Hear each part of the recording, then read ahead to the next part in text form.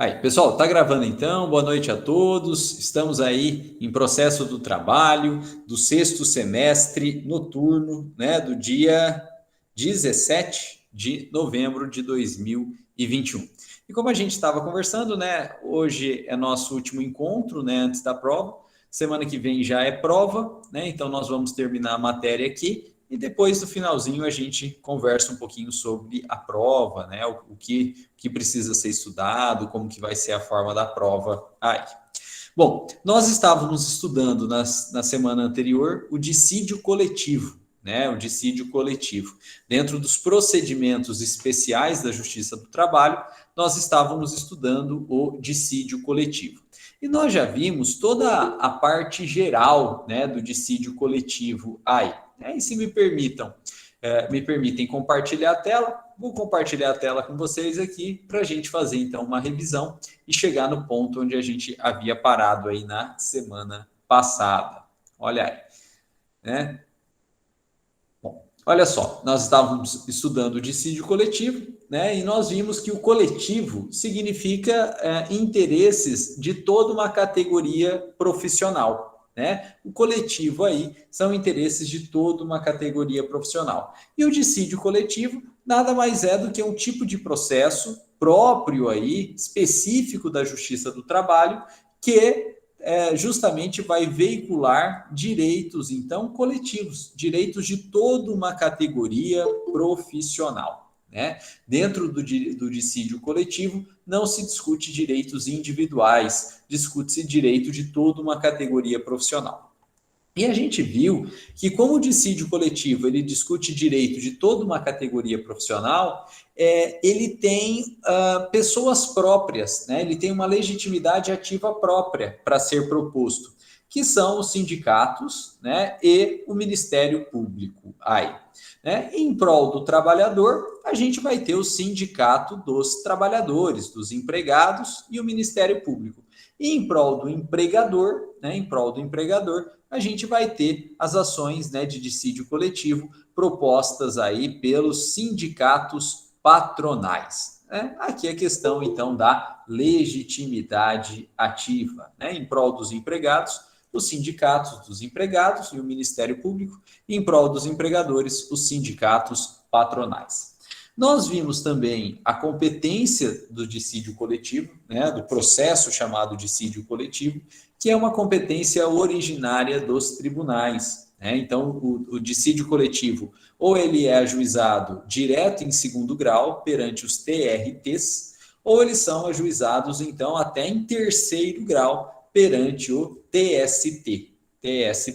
Né? E em cada um desses tribunais, dos TRTs ou dos TSTs, o órgão jurisdicional competente para julgar os dissídios coletivos é a SDC, né? A Seção de Dissídio Coletivo. Né?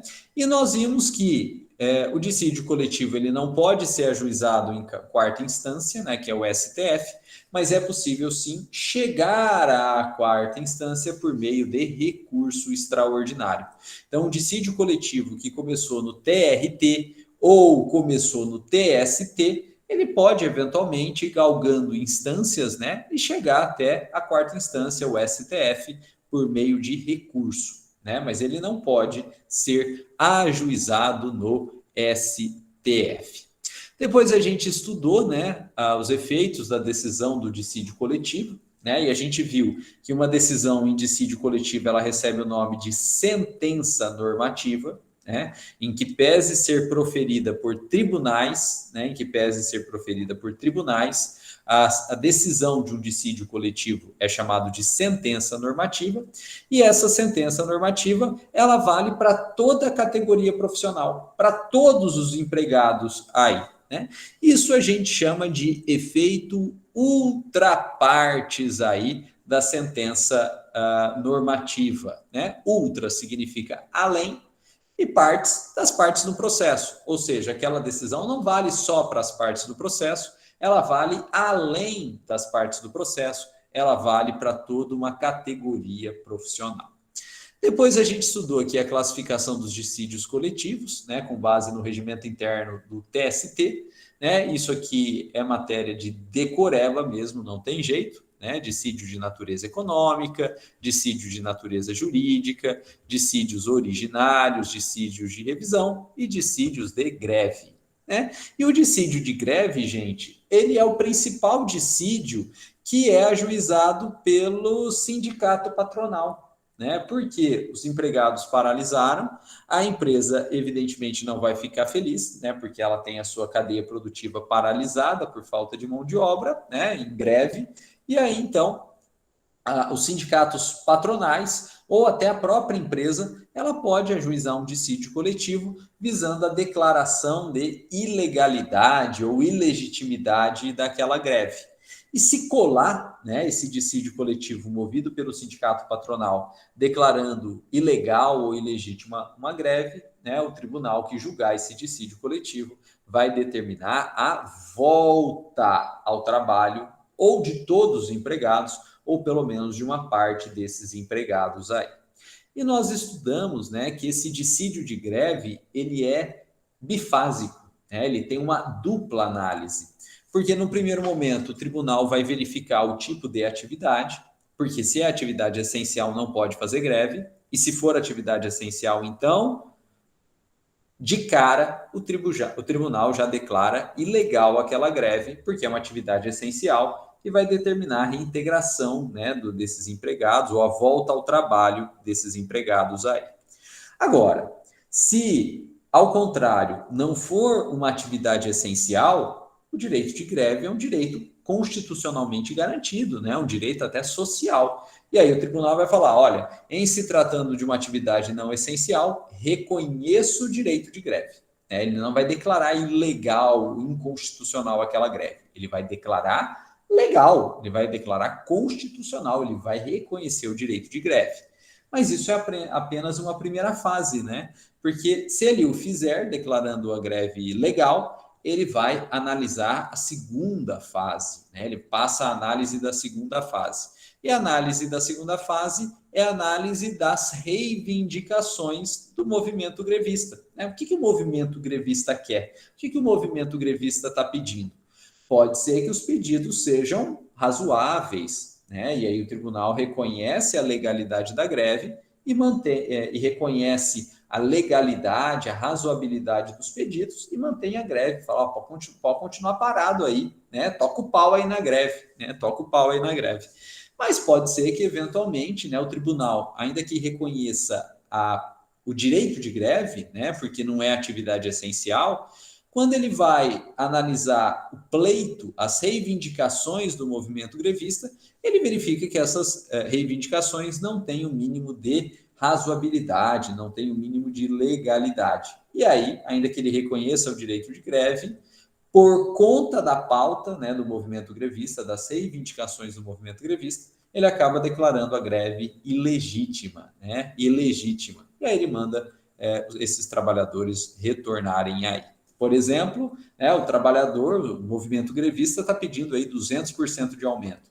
Por mais alta que esteja a inflação, né, em um ano, em 2 anos aí, nós ainda não tivemos, né, 200%, né, de defasagem salarial. Então, uma pauta em que se pleiteia 200% de aumento, ela é ilegítima, né, não é razoável, né? E aí o tribunal vai determinar a volta desses empregados. Bom, tudo isso está aqui, né, nessas espécies de dissídios coletivos aí. Depois, nós estudamos os pressupostos para propor um dissídio coletivo, né, e são 3 pressupostos. A prévia tentativa de negociação, né, isso é muito importante. Antes do sindicato, né, propor um dissídio coletivo, ele, sindicato, proponente, né, autor do dissídio coletivo, deve provar que ele tentou negociar extrajudicialmente, ele tentou chegar num acordo aí. Por exemplo, juntando convocações de assembleia, juntando atas de assembleia em que restou infrutífera aí, né? Isso é um requisito muito exigido, de fato, né, pelos tribunais aí de 2º grau e até 3º grau, TST, previamente à análise de um dissídio coletivo. né, esses tribunais, eles só vão, de fato, receber o dissídio coletivo e processar o dissídio coletivo se ficar aprovado por A mais B, né, prova documental aí, né, pelo sindicato, que houve essa prévia tentativa de conciliação. Justamente porque, né, a jurisdição aí, ainda que tenha livre acesso a todas, né, a jurisdição ela é um meio de solução de conflito quando tudo ou mais falha, né? Jurisdição, ainda que a gente tenha de fato amplo acesso à justiça, direito constitucionalmente garantido, no inciso 35 do artigo 5º da Constituição, a jurisdição, né, ela é o meio de solução de conflito quando tudo o mais falha, né? Bom, o segundo requisito, ou o segundo pressuposto para a propositura de um dissídio coletivo é a inexistência de litispendência, ou seja, não pode ter um dissídio coletivo idêntico já proposto, né? Não pode aí ter um dissídio coletivo idêntico já proposto. Se tiver um dissídio coletivo idêntico já proposto, você não pode propor um segundo, idêntico ao primeiro já proposto. E se eventualmente for proposto um segundo, idêntico ao primeiro, nós estamos diante de uma litispendência, né, uma pendência de lide, uma existência de lide, né? E aí o segundo dissídio ele vai ser extinto sem julgamento de mérito por litispendência. Pessoal, se fosse possível, né, propor vários dissídios coletivos, isso serve para qualquer processo, idênticos aí um ao outro, e deixar assim esses vários processos, né, idênticos tramitando aí no Poder Judiciário, a gente teria sobrecarga do Poder Judiciário, a gente teria possibilidade de múltiplas decisões judiciais diferentes e a gente teria claramente uma afronta à segurança jurídica, né? Então, durante a tramitação processual, aquele processo é único, né? Para evitar abarroteamento de processo no Poder Judiciário, para evitar riscos de decisões conflitantes, para evitar a insegurança jurídica, né? Então, se já tem um dissídio coletivo proposto, não é possível propor um segundo, idêntico ao primeiro. E se for proposto, isso é chamado de litispendência, porque uma segunda lide pendente a uma primeira lide, né? E o segundo vai ser extinto sem julgamento de mérito, né? Pessoal, o último requisito, né, que a gente já trabalhou também na semana passada, é a necessidade de prova de um interesse processual, com a prova da necessidade de criação de um direito, que esse direito melhora as condições de trabalho, e no caso do sindicato, que houve prévia deliberação em assembleia sindical, né? Esses são os 3 elementos aí para que a gente prove perante os tribunais, né, de 2º grau, 3º grau, durante a existência ou a propositura de um dissídio coletivo, o interesse jurídico naquele dissídio coletivo. Nós precisamos, de fato, criar um direito, daí a importância do dissídio coletivo ou imprescindibilidade do dissídio coletivo. Nós temos que provar que esse direito vai, sim, melhorar as condições de trabalho daquela categoria profissional como um todo, e a gente tem que provar, no caso de sindicato, que o sindicato fez uma prévia assembleia, consultando os seus sindicalizados, os seus associados, e que eles estão de acordo com aquele pleito, né? Que eles querem realmente aquele direito, que eles entendem que aquele direito é benéfico. Pessoal, e esse foi o ponto que a gente parou na semana passada, né? Esse foi o ponto que a gente parou na semana passada. No nosso encontro de hoje, para a gente matar o dissídio coletivo, nós precisamos estudar as hipóteses de inviabilidade do dissídio coletivo, quando não se pode sequer propor um dissídio coletivo, e depois nós precisamos estudar o procedimento, né? Os atos processuais, a sequência dos atos processuais de um dissídio coletivo, né? O que acontece primeiro, depois o que acontece, depois o que acontece, e assim por diante aí, até a gente chegar na decisão, né, final, né, na sentença normativa final, na sentença normativa transitada em julgado. Então, esses são os 2 pontos aí que a gente precisa estudar hoje. O primeiro é a inviabilidade do dissídio coletivo. quando não se pode ter dissídio coletivo aí, quando é proibido o dissídio coletivo. Primeiro caso, pessoal, olha só, não pode ter dissídio coletivo quando o interesse tratado não for coletivo, né? Não for de toda uma categoria, mas de um profissional, né? De um empregado em específico. Pode ser o empregado mais fodão do mundo, tipo o presidente da companhia, que, né, no caso, ele tem vínculo empregatício, empregado mais fodão da companhia. Não importa, né? Se é interesse só dele, não pode ser proposto dissídio coletivo, né? Para que haja de fato dissídio coletivo, tem que ficar demonstrado que aquele direito pleiteado, ele vale aí para toda a categoria profissional, ele gera melhora das condições de trabalho para toda a categoria profissional. Bom, até aí nenhuma novidade, né? Esse era o próprio pressuposto do dissídio coletivo, né? A gente falava em dissídio coletivo justamente, né, interesses coletivos. Então, se não ficar caracterizado o interesse coletivo, e ao contrário, ficar caracterizado o interesse individual, que aquilo só interessa a uma determinada pessoa, não pode ter dissídio coletivo. Segunda proibição aí, pessoal, não pode ter dissídio coletivo em face da administração pública, né? O Tribunal Superior do Trabalho já entendeu aí que não pode ter dissídio coletivo em face da administração pública. Aí, né? E por que não?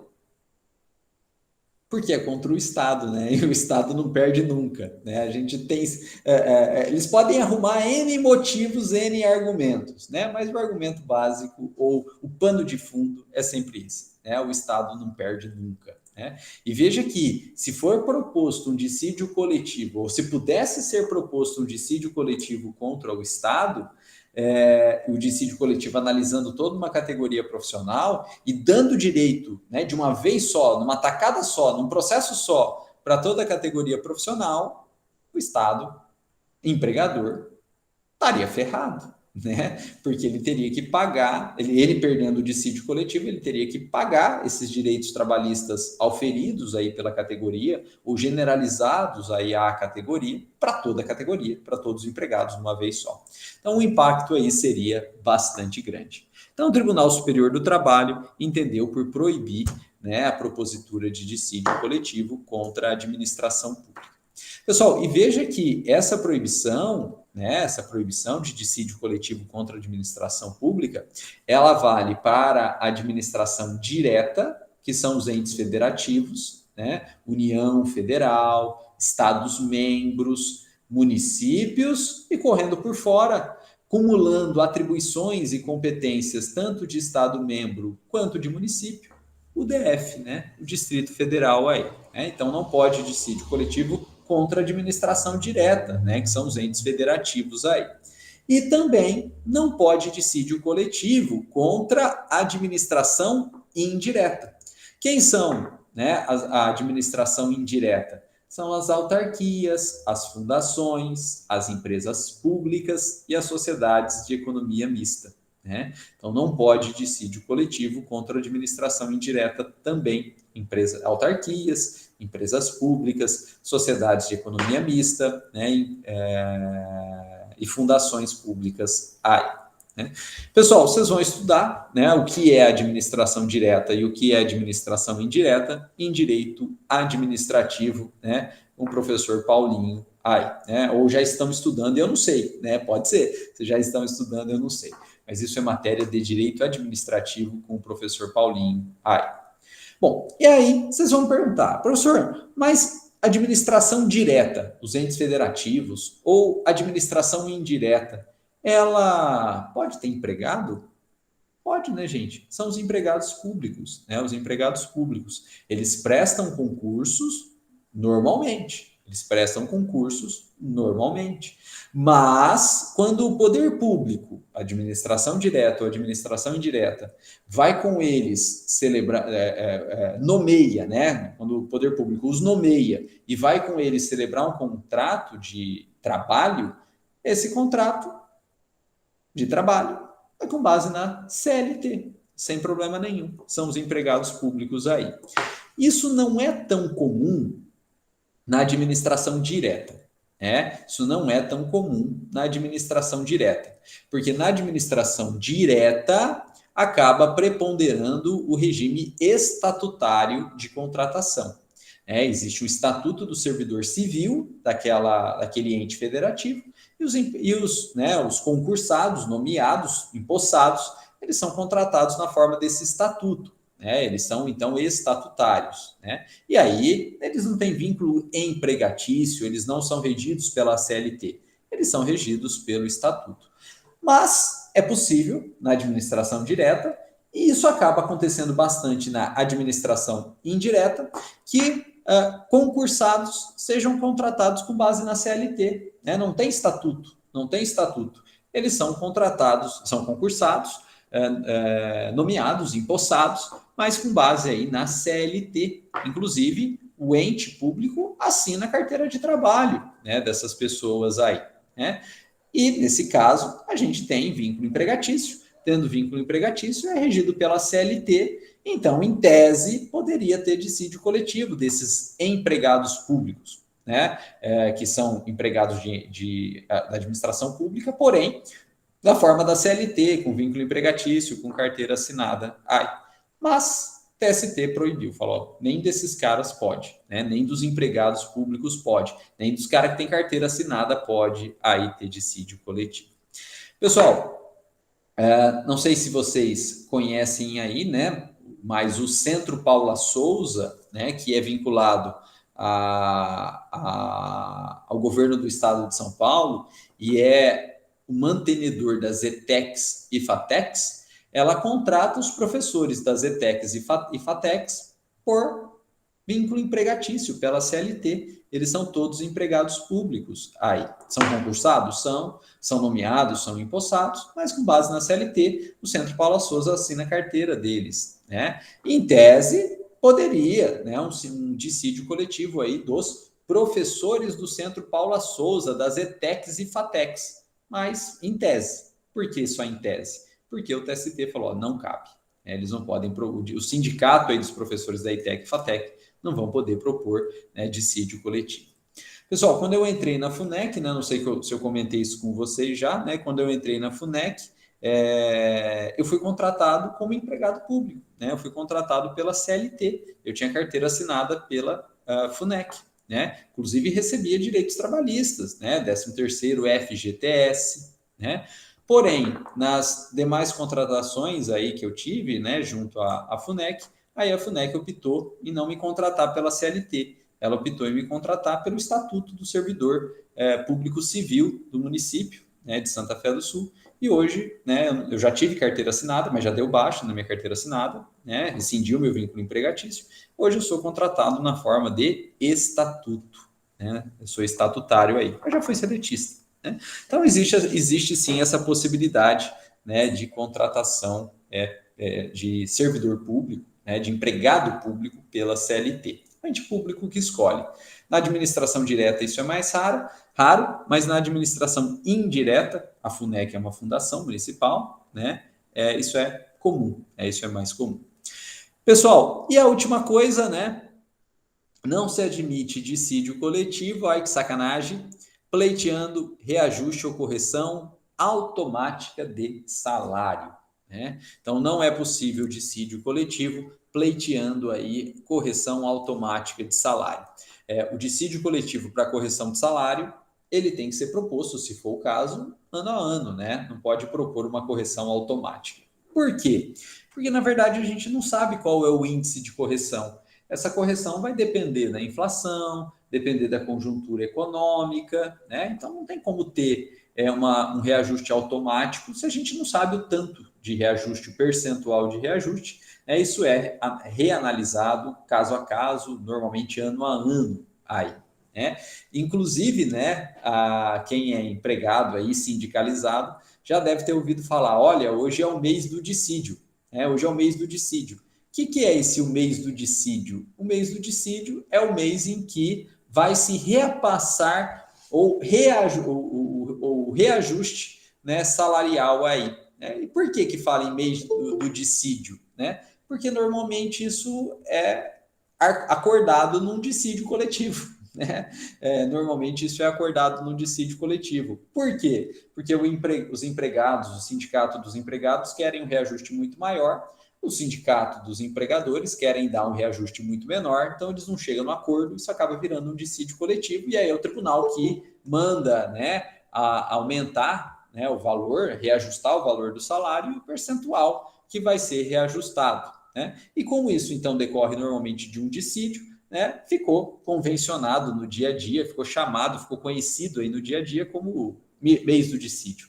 Mês do dissídio nada mais é do que a determinação para repasse de reajuste salarial. Isso tem que ser feito anualmente, né? Isso é feito anualmente, para que se tenha, de fato, a possibilidade de conjecturar as condições econômicas, né, e verificar qual é o percentual de aumento.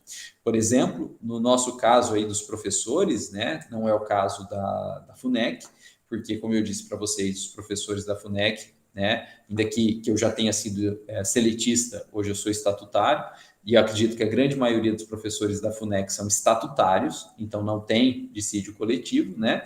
Mas o caso de professores privados, né, da rede privada, seja escola de base, seja ensino fundamental, seja ensino médio, seja ensino superior, né, privados aí, existe o sindicato, esses professores são contratados pela CLT, né, são empregados, existe o sindicato da categoria profissional, esse sindicato entra em acordo com as entidades de ensino, né, com os sindicatos dos empregadores, das entidades de ensino, e fixam um dissídio, né, fixam um aumento anual. Né? Pode ser que seja por acordo, pode ser que não dê acordo e vira dissídio, mas fixam um aumento anual. Né?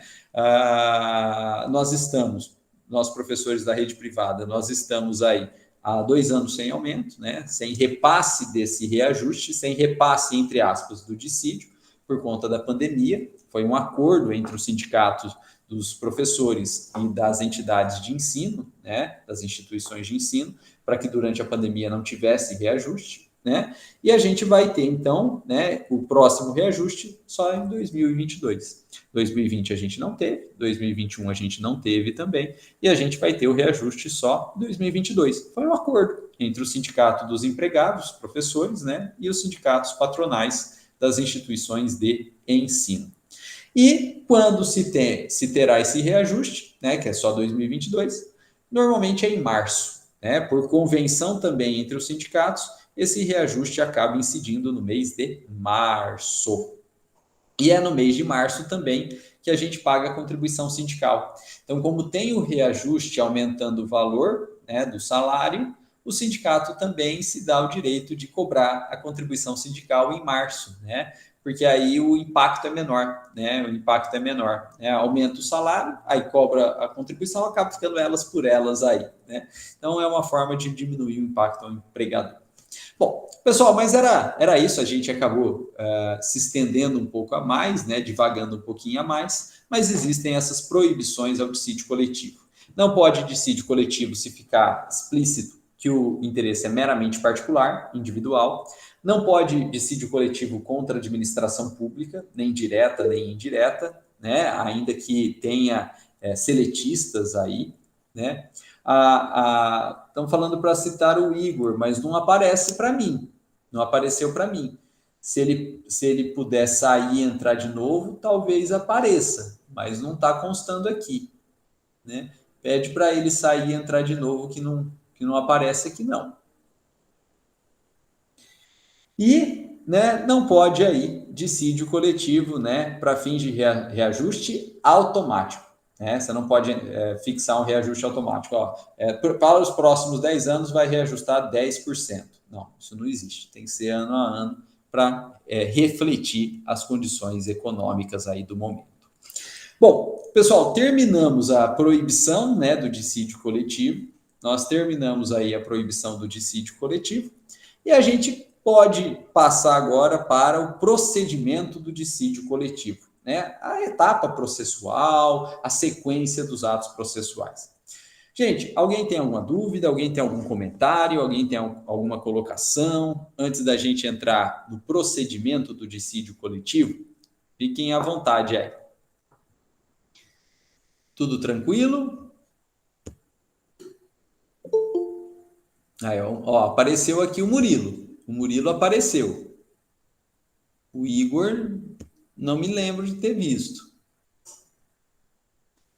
Bom, então vamos falar do procedimento aqui do dissídio coletivo. Procedimento do dissídio coletivo. Olha só, pessoal, o dissídio coletivo é um processo. Deu certo? Valeu. Então tá bom. Obrigadão, Igor.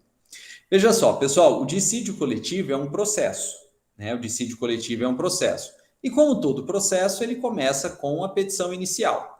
E nós já vimos, né, que essa petição inicial, ela pode ser feita aí em prol dos empregados, pelo Sindicato dos Empregados e pelo Ministério Público do Trabalho, e ela pode ser feita também em prol da empresa empregadora, né, pelo sindicato patronal ou eventualmente até pela própria empresa, né, até pela própria empresa aí.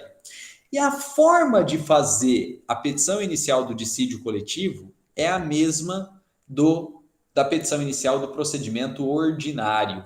Então, a mais completa possível aí, a mais completa possível, inclusive com liquidação dos pedidos. Isso é terrível, né, gente? Isso não é fácil fazer, né? Porque, veja só, liquidação dos pedidos, mas não é para uma pessoa só, é para toda uma categoria profissional, né? Então, isso aqui na prática acaba dificultando bastante, né, a elaboração de uma petição inicial em dissídio coletivo, porque ela segue os mesmos requisitos do procedimento ordinário, portanto, ela é a mais completa possível, inclusive exigindo a liquidação desses pedidos aí.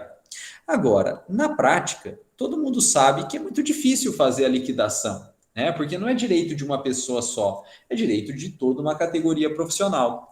E por conta disso, os tribunais eles não podem retirar a exigência da liquidação. Eles não podem retirar a exigência da liquidação, porque a exigência da liquidação está na lei, né? Então, o tribunal não pode julgar contra a legem, né? Então, ele não pode retirar a exigência da liquidação. Mas os tribunais dão o seu jeitinho. Os tribunais dão o seu jeitinho. Cientes aí da dificuldade de liquidar uma petição inicial de um dissídio coletivo, porque ela se refere a toda uma gama de trabalhadores, empregados, de toda uma categoria profissional, o Tribunal Superior do Trabalho fala o seguinte: olha, tem que liquidar, tem que liquidar. Porém, não existe adstrição entre o pedido da petição inicial e a sentença normativa. Ou seja, lá no final do dissídio, do julgamento do processo, quando o tribunal vai proferir a sentença normativa, ele não está adstrito, ele não está vinculado aos pedidos iniciais. E, consequentemente, ele pode julgar o que ele quiser, ele pode fixar o valor que ele quiser, o tribunal fica livre aí. Não existe julgamento extra ou ultra petita em dissídio coletivo, né? Então, é um jeitinho que os tribunais deram aí, justamente porque eles estavam cientes da dificuldade de liquidação de uma petição inicial em dissídio coletivo. Eles falaram, olha, como o interesse é coletivo, como tem até um interesse público meio secundário aí por trás, não existe adstrição da sentença normativa ao pedido inicial. O tribunal não fica vinculado ao pedido inicial, o tribunal pode julgar da forma que ele quiser, pelo valor que ele quiser, e esse julgamento não gera sentença normativa extra ou ultra petita, né? Pessoal, no processo normal, uma decisão extra ou ultra petita, ela é nula de pleno direito. Num processo normal, uma decisão extra ou ultra petita, ela é nula de pleno direito. Anularia a decisão, perderia a decisão, teria que decidir de novo. Aqui no dissídio coletivo, os tribunais falam não, né? Não existe decisão extra ou ultra petita. Então, o tribunal faz o que quiser e não existe nulidade dessa decisão. É um jeitinho, né? Um jeitinho aí. Mas beleza, funciona bem. Bom, olha só. Distribuída a petição inicial do dissídio coletivo, nós já vimos que a competência é de tribunal. Então, ela, na verdade, tem que ser distribuída ou num Tribunal Regional do Trabalho ou aí é único, Tribunal Superior do Trabalho. Ou em algum dos TRTs, acho que é 24 regiões no Brasil inteiro, ou então no TST, que é único lá em Brasília. Aí. Distribuída a petição inicial do dissídio coletivo, olha que interessante. ela vai para o presidente do tribunal para ele designar e presidir uma audiência de tentativa de conciliação. O proposto dissídio coletivo, ele vai direto para a presidência do tribunal, para a presidência designar e presidir uma audiência de tentativa de conciliação. Gente, olha só, quem faz a tentativa de conciliação no dissídio coletivo é o presidente do tribunal. Se esse dissídio coletivo for proposto em segundo grau perante o TRT, é o desembargador do trabalho presidente. E se esse dissídio coletivo for proposto no TST, é o ministro presidente, que vai designar a audiência e vai presidir, vai realizar essa audiência de tentativa de conciliação. Então veja que a coisa começa lá em cima mesmo, né? Não só por conta da competência originária dos tribunais, mas também por conta da competência à presidência da audiência preliminar. É o presidente do tribunal que a preside. Bom, e funciona assim. Se nessa audiência preliminar de tentativa de conciliação der acordo, sair acordo, a audiência foi presidida pelo presidente do tribunal. E deu acordo, o presidente sai de cena, e vai ser nomeado um dos desembargadores do TRT ou um dos ministros do TST, não é mais presidente. É um dos desembargadores do TRT ou um dos ministros do TST para relatar o processo e encaminhá-lo para homologação. Então, o presidente do tribunal preside a audiência. Deu acordo? Processo de dissídio coletivo é encaminhado para um dos desembargadores ou um dos ministros, né? É distribuído para um dos desembargadores ou um dos ministros daquele tribunal. E aí, né, esse desembargador, esse ministro, ele vai fazer a relatoria, né, do que aconteceu. Na verdade, ele vai lavrar o termo, né, de acordo aí, né? E ele vai encaminhar esse termo para homologação. E o órgão do tribunal responsável pela homologação, quem faz a homologação é, a gente já viu, a SDC, né? A Seção de Dissídio Coletivo. Então, um dos membros do tribunal, o desembargador ou ministro, relata, faz o termo do acordo, mas ele não homologa. Ele encaminha para a SDC e é a SDC que vai homologar esse termo de acordo. Pessoal, quando a SDC homologa, não cabe recurso em dissídio coletivo. Isso é uma pergunta clássica de prova. Homologado dissídio coletivo pela SDC, não cabe recurso. Não cabe recurso. Até porque seria incongruente, né? Se as partes fizeram um acordo, o acordo foi homologado, elas concordaram com aquilo, não tem por que recorrer, né? Nem tem por que recorrer. Então, quando o dissídio coletivo é homologado pela SDC, não cabe recurso, não cabe recurso. Só que como toda boa regra tem exceção, salvo para o Ministério Público do Trabalho, né? O único que vai poder recorrer de uma decisão homologatória em dissídio coletivo é o Ministério Público do Trabalho, é o MPT, né? Então, às partes não cabe recurso, mas é possível o MPT e só o MPT, só o Ministério Público do Trabalho, recorrer de uma decisão em dissídio coletivo. E por quê? Porque o MPT, ele representa interesse público, né? E o interesse público é indisponível, né? Então, tutelando, protegendo o interesse público, o MPT vai poder recorrer sempre aí, né? Então, fiquem espertos, perguntinha clássica de prova, né? Homologado um dissídio coletivo pela SDC, não cabe recurso, exceto pelo Ministério Público do Trabalho, porque o Ministério Público do Trabalho, ele representa interesse público é indisponível, então se é indisponível, né, e entendeu que violou o interesse público, o MPT pode recorrer sempre a ele. Bom, pessoal, e se não houver acordo? E se não houver acordo? Pessoal, se não houver acordo, esse processo, esse dissídio coletivo, ele vai seguir, né?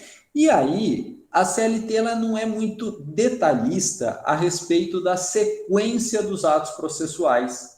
E a CLT, na verdade, ela cria uma cláusula genérica, né, de diligência. Ó, pode acontecer o seguinte, né, uma cláusula genérica de diligência aí, prevista no artigo 864 da CLT. E ele fala o seguinte, ó, não havendo acordo ou não comparecendo ambas as partes ou uma delas, o presidente submeterá o processo a julgamento.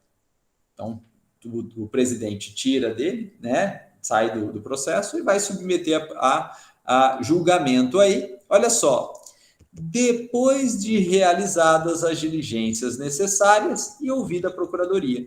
Quem que é a procuradoria? É o MPT. Mas veja, o artigo ele não especifica quais são as diligências, quais são os atos subsequentes aí. Ele deixa a critério da própria autoridade julgadora. Né? Ele dá uma carta branca aí para a própria autoridade julgadora. Ele fala: realizadas as diligências que entender necessária. Pode ser qualquer coisa, né? Pode ser qualquer coisa. E por conta disso, né, de não se ter uma sequência pré-estabelecida na lei, pré-determinada na lei, a doutrina fala que o correto é seguir o procedimento ordinário, marcando então audiência una. Né? Então, por conta dessa carta branca que a lei dá, a doutrina fala, olha, melhor coisa é o seguinte, não deu acordo? Segue o procedimento ordinário, marcando uma audiência una. Marcando uma audiência una. E o que é audiência una? A gente já estudou. Né? A audiência una, ela é chamada de una porque ela é uma só, e ela concentra dentro dela a prática de praticamente todos os atos processuais do processo de rito ordinário na Justiça do Trabalho. Né? A gente vai ter dentro da audiência una aí a possibilidade de defesa, né? Possibilidade de defesa, por exemplo, apresentando contestação. A gente vai ter a possibilidade de réplica, né? Possibilidade de réplica, se manifestando contra a contestação. A gente vai ter a possibilidade aí de um saneamento do processo, que é a regularização do processo aí, e dentro desse saneamento, da especificação dos meios de prova a serem produzidos. Isso está totalmente de acordo com a lei, porque a própria lei fala em realizadas diligências. Diligência é a execução de um meio de prova, né? É a realização de um ato para produzir prova. Então, evidentemente, que está de acordo, né, a posição doutrinária de marcar uma audiência una, inclusive com despacho saneador, especificando os meios de prova a serem produzidos. E quais são eles? Todos os admitidos em direito. É possível perícia, é possível juntada de documento, é possível inspeção judicial e a clássica, né, oitiva de testemunha. Beleza, todos os meios de prova, né, são admitidos aqui em dissídio coletivo, até porque a lei, no artigo 864 da CLT, ela dá uma cláusula aberta, né, ela dá uma carta branca aí para o julgador, diligência que você quiser. Você toma a diligência que você quiser. Então, todos os meios de prova aí são possíveis, né? Determinar perícia, determinar juntada de documento, determinar inspeção judicial e, principalmente, proceder à oitiva de testemunha aí.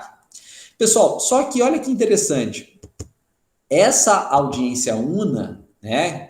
Essa audiência una, eu vou colocar entre aspas aqui, que ela se assemelha, né, a uma audiência de instrução, né, uma audiência de instrução para a produção dos meios de prova, ela não é mais presidida pelo presidente do tribunal. A audiência una é presidida por um dos desembargadores daquele tribunal, né, ela é presidida por um dos ministros daquele tribunal.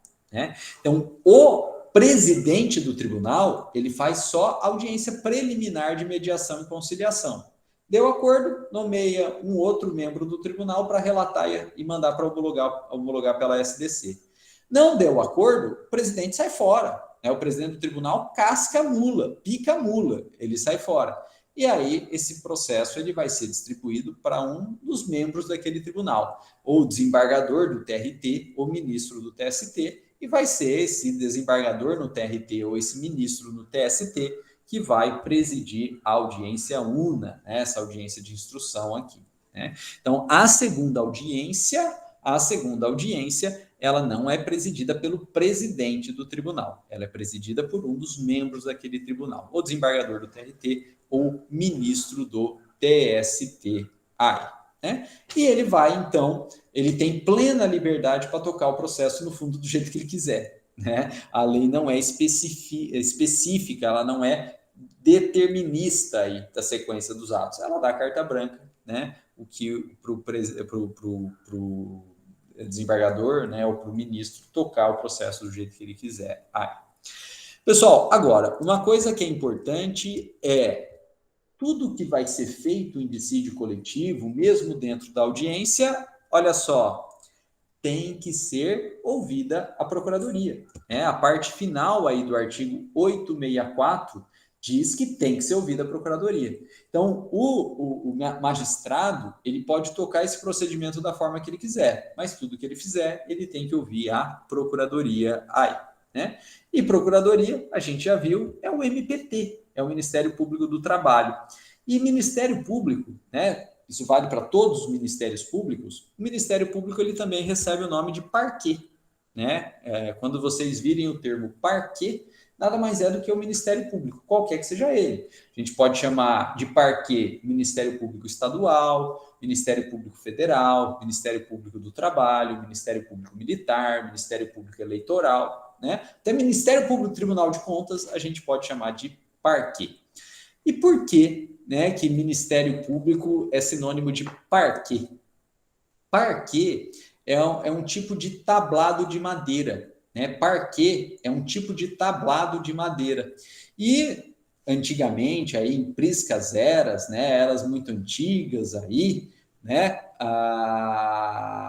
o membro do Ministério Público, ele falava em cima desse tablado, né? Ele não ficava no mesmo nível de nós, meros mortais, né? Ele falava em cima desse tablado que recebe o nome de parquê.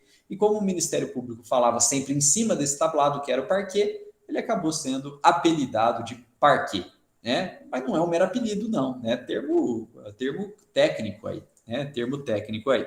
Mas é uma terminologia, né?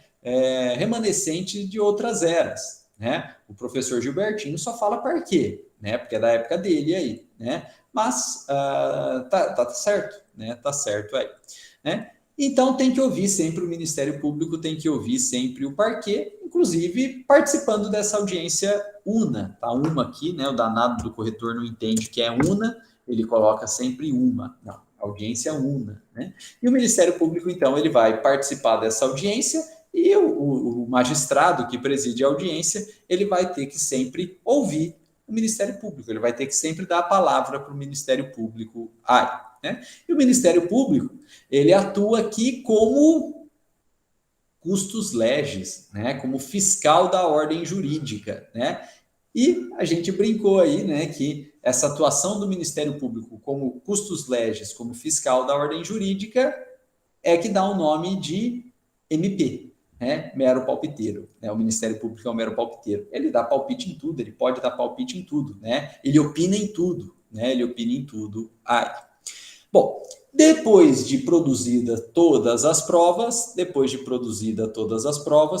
o relator, né, ou desembargador do TRT, ou ministro do TST, ele vai encaminhar o dissídio coletivo para a votação.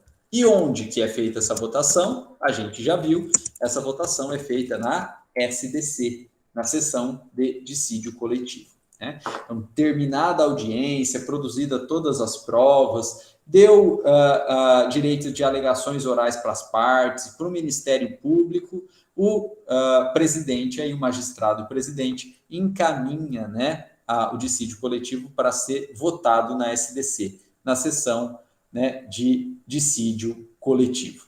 Pessoal, e a única coisa que a lei fala sobre essa votação aqui é que os magistrados que compõem a SDC, né, os desembargadores do TRT, ou ministros do TST, que compõem a SDC de cada um desses tribunais, eles devem votar uma a uma as cláusulas objetos da lide, ou seja, devem votar uma a uma os pedidos da petição inicial, né?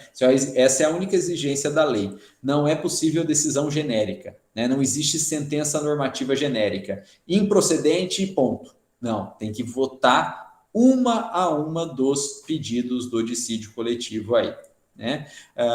No mais, a lei é lacunosa, né? A lei é vaga, veja que não é um procedimento muito detalhado, né, na lei, mas ela exige julgamento de uma a uma das cláusulas objetas do pedido A. É a única coisa que a lei exige. Além, é claro, né, da fundamentação, mas aí não é só para dissídio coletivo. Né? O dissídio coletivo ele é uma decisão judicial, toda decisão judicial ela tem que ser fundamentada com base no artigo 93, inciso 9 da Constituição Federal. Né? Se uma decisão judicial ela não for fundamentada, ela é nula de pleno direito. E por que as decisões judiciais têm que ser fundamentadas? Pessoal, a fundamentação de uma decisão judicial é que garante, na verdade, a legitimidade dessa decisão. Por quê? O juiz e os magistrados em geral, né, eles não são votados, eles não são eleitos pelo povo. Eles prestam concurso, são aprovados no concurso e são nomeados. E por isso, como eles não são votados pelo povo, né, eles têm um déficit de legitimidade popular. O vereador foi votado, o prefeito foi votado, os deputados, os senadores, o governador, o presidente, os cargos eletivos, eles foram votados. Então o povo escolheu e eles estão lá pelo povo, pela escolha do povo, representando o povo. O juiz, os magistrados não, eles prestam concurso ou eles são nomeados por um outro poder, né, presidente da República e sabatinados pelo Senado. Então tem um déficit popular, né, um déficit de legitimidade popular. Então, na verdade, o magistrado ele nunca pode decidir por que sim ou por que não. Um vereador, um deputado, um governador, um presidente, um senador, até pode, porque ele está lá eleito. E aí, o que importa é a vontade dele, porque ele está lá manifestando a vontade do povo. O magistrado, não. Ele não pode falar por que sim, por que não. Né? Porque ele não está lá eleito. Ele não importa a vontade dele, porque ele não está representando o povo. Então, ele diz até porque sim, mas ele fundamenta porque sim, e é a análise da fundamentação que legitima aquela decisão do sim. Porque se for uma fundamentação furada, não pode ser sim. Se o magistrado fala não, ele é obrigado a fundamentar. E a fundamentação é que legitima a decisão dele de não. Até porque, se a fundamentação for furada, não pode ser não. Cai a própria decisão dele. Né?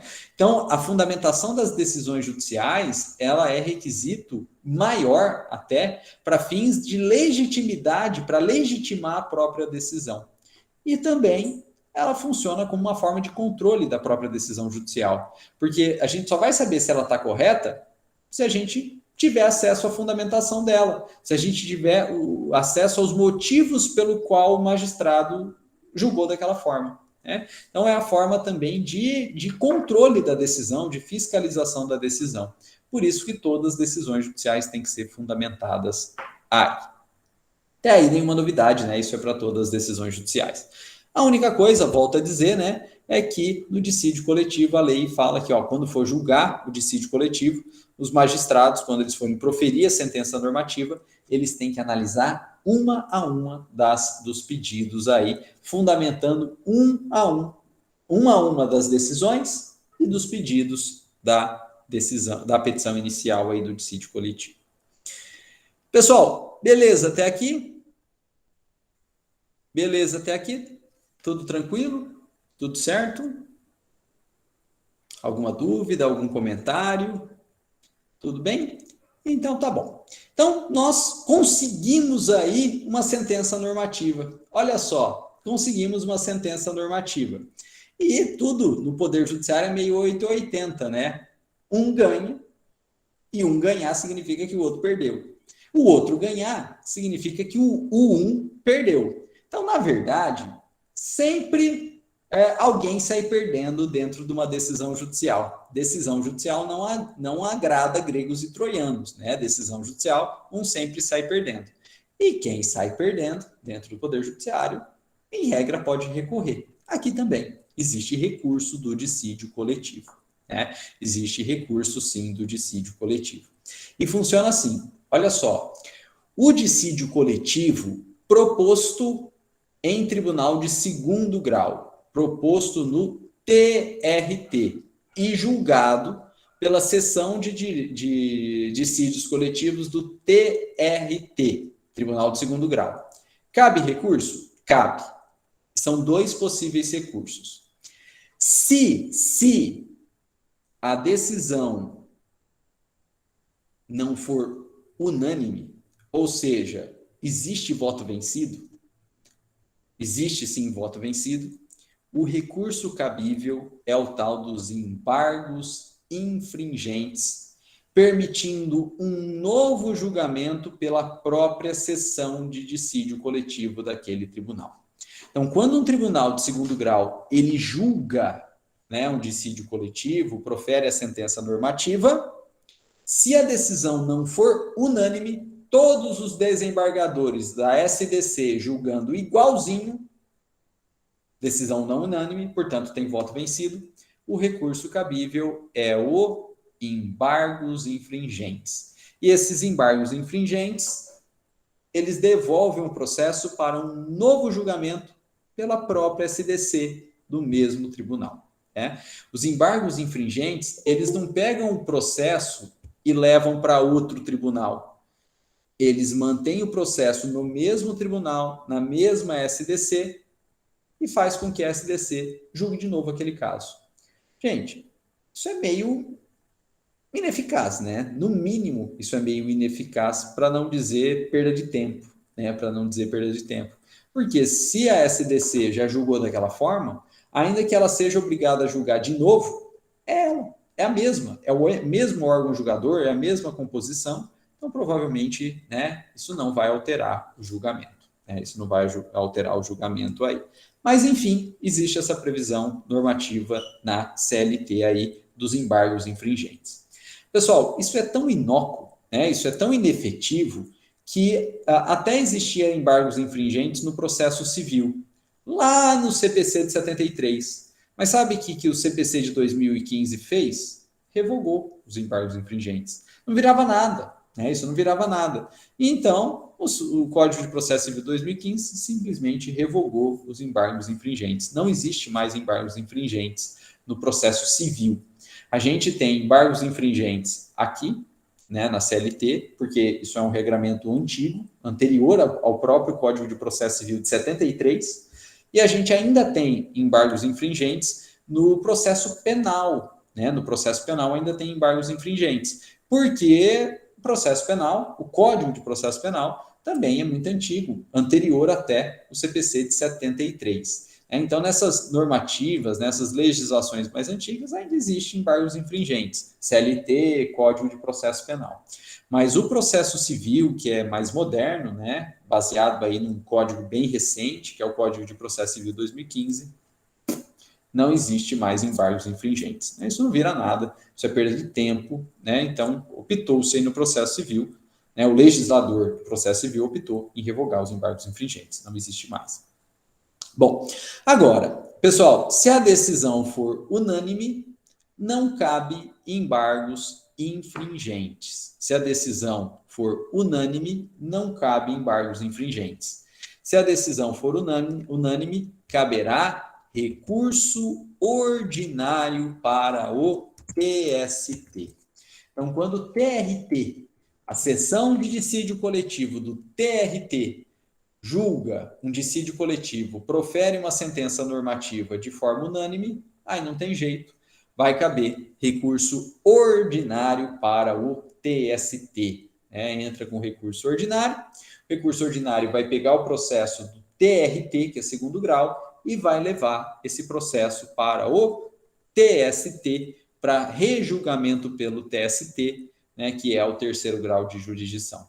Gente, muito mais lógico, né? Porque é um novo tribunal, são novos componentes, né, novos magistrados ou magistrados diferentes, então aí tem chance de reanalisar e até modificar a decisão.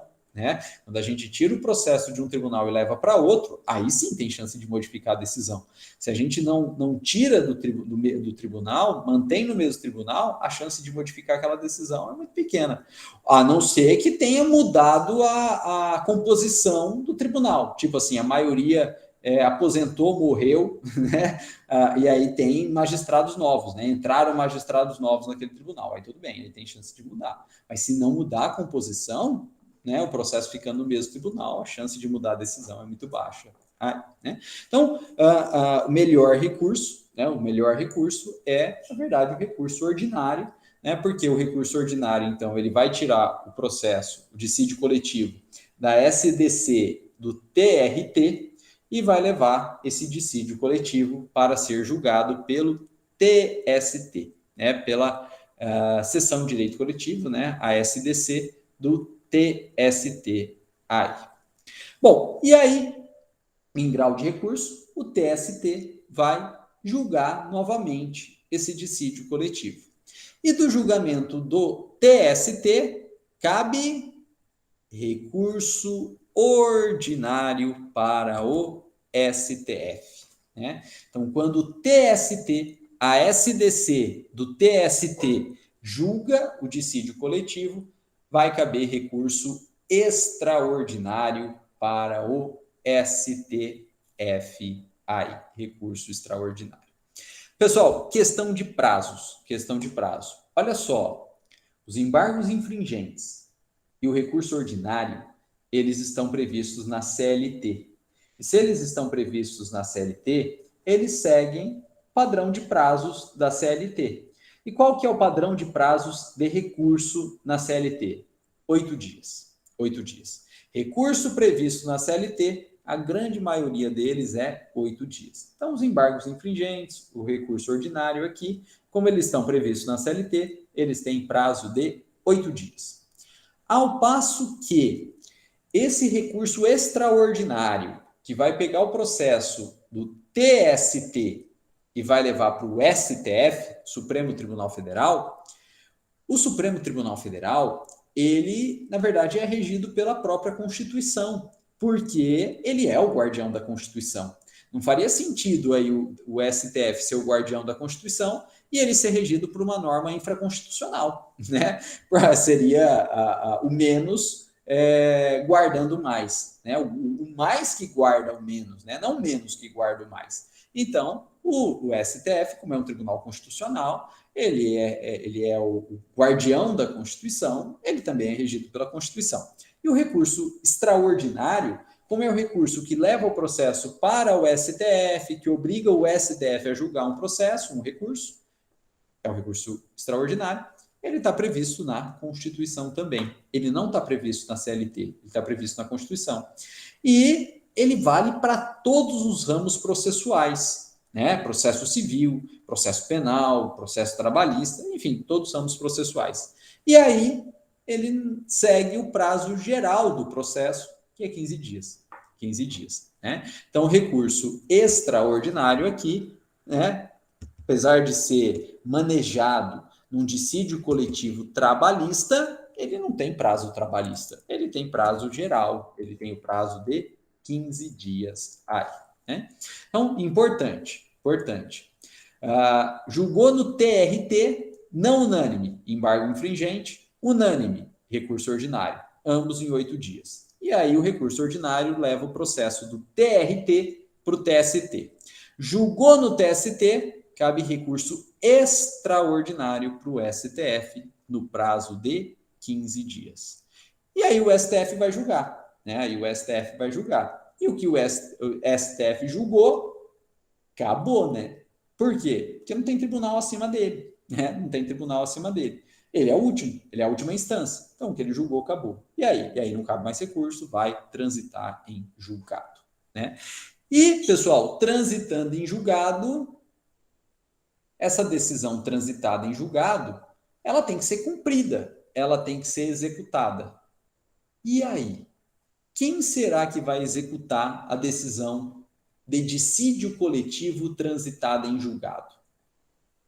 Nós já vimos que o dissídio coletivo ele tem competência originária de tribunal trabalhista. Então, ele vai ter que ser ajuizado ou em segundo grau, que é TRT, ou em terceiro grau, que é TST, e, ainda que não possa ser ajuizada em quarto grau, que é o STF, o dissídio coletivo ele pode chegar ao STF em grau de recurso, né? O recurso extraordinário, podendo até, né, ser julgado aí pelo STF, sim, em grau de recurso, recurso extraordinário.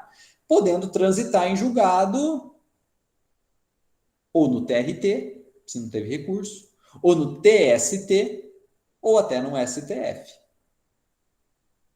Mas veja que não importa que o dissídio coletivo é de competência originária de tribunal e não importa em que tribunal que ela transitar em julgado. Por quê? Porque o dissídio coletivo, onde quer que ele tenha transitado em julgado, a execução, o cumprimento de um dissídio coletivo é sempre perante o juiz do trabalho de primeiro grau.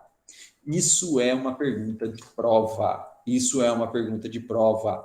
As questões de prova, a questão de prova vai tentar enganar vocês. Ela vai falar que o dissídio coletivo é de competência originária de tribunal, que ele só pode ser ajuizado perante o segundo grau, TRT, ou perante o terceiro grau, que é o TST. Ele vai falar que ele pode chegar ao quarto grau, que é o STF, em grau de recurso. Ele vai falar, ó, transitou no TRT, ou vai falar, ó, transitou no TST, ou transitou no STF, e vai perguntar onde é cumprido.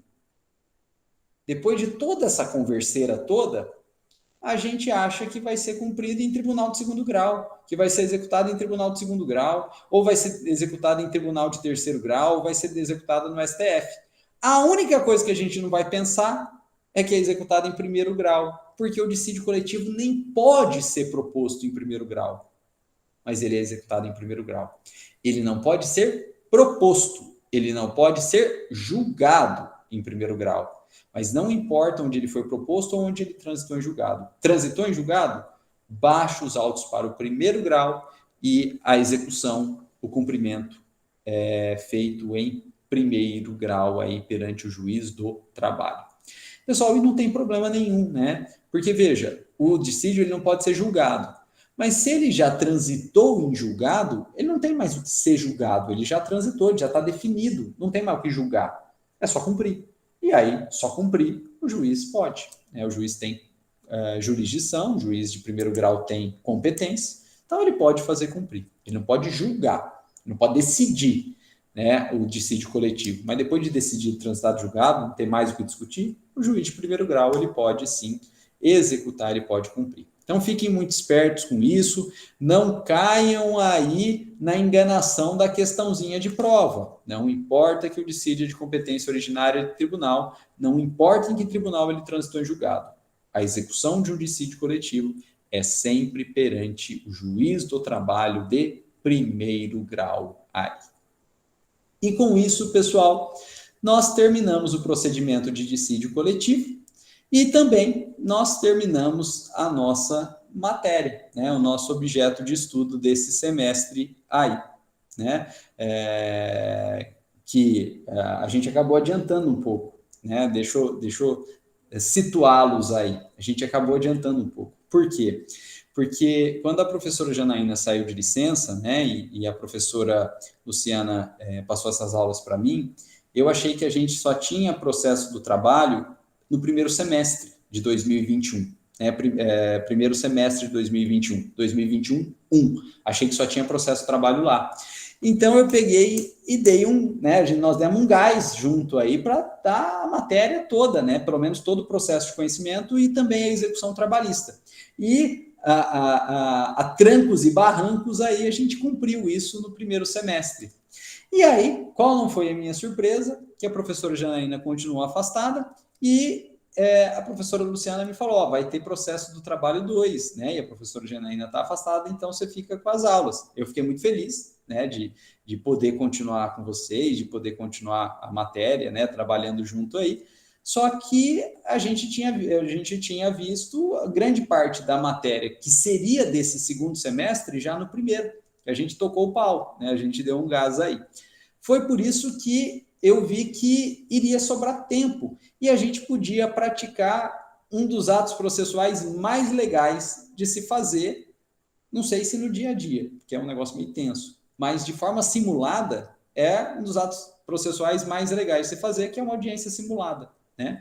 Porque a gente se envolve, a gente brinca, a gente argumenta, né? A gente arruma rixa com o colega aí, né? Então é um negócio legal. Eu digo isso por experiência própria, não como pretenso professor aí, mas como aluno, né? Porque como aluno, todas as vezes que eu fiz audiência simulada, eu sofri, mas gostei muito, aprendi muito, né? Então, eu vislumbrei essa possibilidade da gente aproveitar o comecinho do semestre para a gente fazer audiência simulada. A gente já tinha falado da audiência no semestre anterior, vamos fazer, vamos colocar em prática. E também, né, segunda-feira a gente vai ter, acho que um outro ato que é muito legal de ser feito, que eu fiz também como aluno e aprendi demais, é o júri simulado. Né? Não sei se é a turma de vocês aí, acredito que não, acredito que seja o quarto ano, né, que normalmente organiza o júri simulado aí, mas é muito legal. Né? A gente rala, a gente sofre, mas a gente dá medo, dá diarreia, dá dor de barriga, dá tudo, mas a gente aprende bastante aí no júri simulado também. Né? Então, quando chegar a vez de vocês, participem sim, porque é muito bacana, né? Aprende bastante. Então, a gente pôde fazer aquela audiência simulada. E aí, então, nós terminamos a audiência simulada e passamos para o conteúdo desse semestre, que são os procedimentos especiais. E como a gente tinha tempo, a gente conseguiu falar dos procedimentos especiais próprios da Justiça do Trabalho, procedimentos especiais que não são da Justiça do Trabalho, são do processo civil, mas com aplicação à Justiça do Trabalho, e conseguimos também falar aí do dissídio coletivo. Né? Então, aquele momento final, né, aqueles momentos finais do semestre anterior, que a gente acabou dando um gás aí, acho que foi legal, porque a gente conseguiu trazer para esse semestre, ou realizar nesse semestre, atos processuais interessantes, como audiência, e também trabalhar de uma forma mais tranquila, né, de uma forma mais tranquila. Eu sei que eu acabo avançando o horário da aula aí, para terminar o conteúdo, né, mas a gente conseguiu ter um panorama geral da disciplina aí, né, inclusive do dissídio coletivo. Pessoal, e veja que, assim, é muito legal ter 2 semestres de direito processual do trabalho, muito legal, isso da grade da FUNEC. Eu não tive, né, na minha graduação eu tive um semestre de processo do trabalho, corrido pra caramba. Foi um semestre de direito material do trabalho e um semestre de processo do trabalho, corrido pra caramba. E toda essa parte de procedimentos especiais que a gente comentou hoje, hoje não, esse semestre, né, próprios da Justiça do Trabalho, do processo civil aplicáveis à Justiça do Trabalho e agora de dissídio coletivo, eu não tive na graduação, não deu tempo, né, não deu tempo. Então, achei que a grade da FUNEC é bem interessante. Né? Ter um ano inteiro de processo de trabalho é muito interessante, porque permite ver até esses temas mais obscuros, digamos assim. Né? Pessoal, é isso. Abro a palavra para vocês aí, né? Caso tenham dúvidas, comentários, críticas, sugestões, fiquem à vontade aí. Né? A palavra está com vocês. Fiquem à vontade. Também queria... Me interrompam a hora que vocês quiserem aí. Né? Fiquem à vontade aí. Me interrompam a hora que vocês quiserem. Também queria, né, agradecer aí pela paciência de vocês, o respeito que vocês tiveram comigo. Né? Não é fácil dos dois lados. Né? Não é fácil dos dois lados ser e receber professor substituto. Né? A professora Janaína é professora titular, ela já ministra essas disciplinas há muito tempo, né? De uma forma muito boa, né? Com aulas excelentes, com muito conteúdo, com muita didática. Então, não é fácil dos dois lados. Não é fácil eu substituir a professora Janaína e também não é fácil para vocês pegarem, né, um professor substituto caindo de paraquedas aí no semestre, na disciplina. Né? Então, eu queria, de fato, né, agradecê-los aí pelo respeito, né, que vocês tiveram comigo ao longo desse semestre, pela paciência aí. Queria pedir também desculpas, né, pelos equívocos que a gente com certeza teve ao longo do semestre, né, até se vocês puderem apontar esses equívocos aí para a gente aprender, né, é com nossos erros que a gente aprende, para que no futuro aí a gente erre menos, né, ou pratique outros erros, né, não sei se a gente vai errar menos, né, mas sabendo dos nossos erros, a gente vai praticar outros erros, né? Não os mesmos, né? São erros novos, erros novos. Mas é isso aí. Pessoal, alguém tem alguma dúvida, algum comentário? Senão a gente comenta rapidinho da prova também, né? Eu que agradeço aí, Ju, Igor, né, Yuri, eu que agradeço. Obrigadão, né, pelo respeito e pela paciência aí, né, ao longo desse semestre inteiro. Bom, então vamos falar um pouquinho da prova. Gente, a nossa prova, ela é presencial, né, como regra da instituição, né, então a gente não teve aulas presenciais há um tempinho aí, né, por outras conjecturas, mas a nossa prova vai ser presencial, né, e dessa vez nós teremos algumas questões discursivas e algumas questões testes, né, então fiquem preparados aí para responder questões discursivas e questões testes. Agora, como nós não tivemos trabalho, né, eu optei em não dar trabalho, porque eu já tinha dado muito trabalho para vocês na audiência simulada, né, vocês já estavam cansados e putos da vida com razão, né, eu optei em não dar trabalho, para que não haja prejuízo de nota, né, porque o trabalho sempre ajuda um pouquinho, a nossa prova vai ser com consulta, né, a prova vai ser com consulta. Quem quiser trazer livro, né, fique à vontade aí, né, mas eu acho que não tem necessidade, né, carregar peso à toa, não tem necessidade. A prova, ela vai ser baseada nas aulas e, consequentemente, vai ser baseada no material que eu mandei para vocês, né? Então, o material que eu mandei para vocês e o Vadimeco, suficiente para fazer a prova, né? Não precisa mais nada, não, né? Então, tragam o material que eu mandei para vocês. Só que, eu sei que isso afronta o meio ambiente, né? Uma ilogicidade no mundo atual, mas a gente não pode ter consulta de aparelhos eletrônicos. Então, esse material vai ter que ser impresso, né? Não pode ter consulta em celular, não pode ter consulta em notebook, né?